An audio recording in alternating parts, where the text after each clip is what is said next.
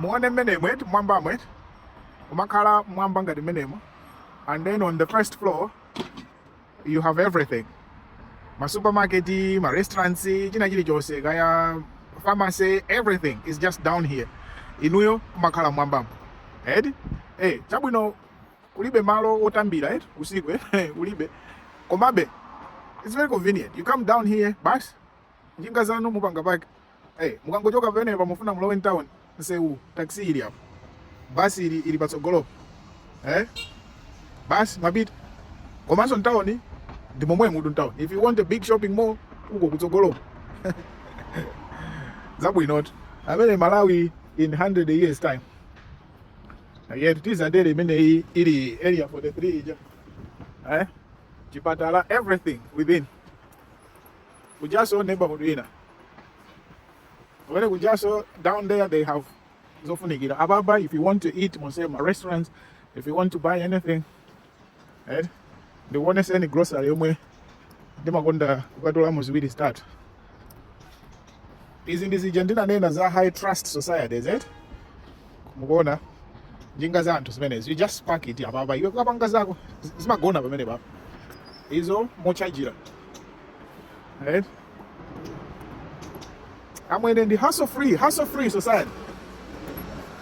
And ndikamakuwuzani kuti machina wasikuti tu anali chonchitu 15 years ago njinga zimene zitabedwa hapo 15 years ago kunali mbava, kunali anthu opanga zawo analiko. The only difference was kuti yani what is your budget, but the only difference now is the coming in of my CCTV cameras. You have CCTV cameras everywhere, so there is no spot yoti muntu nkubisa, right? And yet that's the biggest difference. So this is the shop where I find zinto zambiri zomwe ndimafuna angane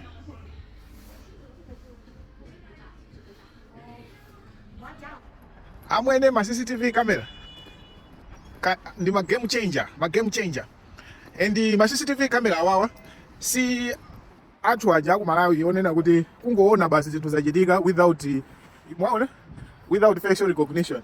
Kunoko ali ndi facial recognition ndipo ali malo ena ali onse, they can see you from the angles poseba pali makamera poseba pali makamera. If you look so any angle you will be seen, and now they are connected. My camera are connected. It's like a network. There, for example, the gari moto banoba, since my CCTV camera banoba ndi banga detect. There kuti gari moto yo ineyo this instance ndilo wera uko. My CCTV camera anse woseo, they will be connecting me. Right? Kandika tulukira so bena, they will be connecting me. And with AI and facial recognition technologies, it means that anywhere I go, I'll be identified. Gandagalo wa mushopu, just scan my face, I'm the one. So you cannot try to steal these bikes because you will be caught. Kaya uzemba nayo kutuka pangapaya kupita kunyumba, immediately you'll be caught. For Chinese people, osewa, their information, their IDs are in the systems. All these people. And so the facial recognition and the cameras are for security, and they are the biggest game changer. Game changer ikulu kwambiri. Maona makamera usema. So anybody, I mean, what's a good business? Whether it's a shop, you are required to install. Zinango kalanga part of the process. Yes, I'm not a good shop. There should be a camera. Panja pa makala public. Nkati ainuyo. Yes. So poseba, you are being seen. You are being seen. Yeah, do guys.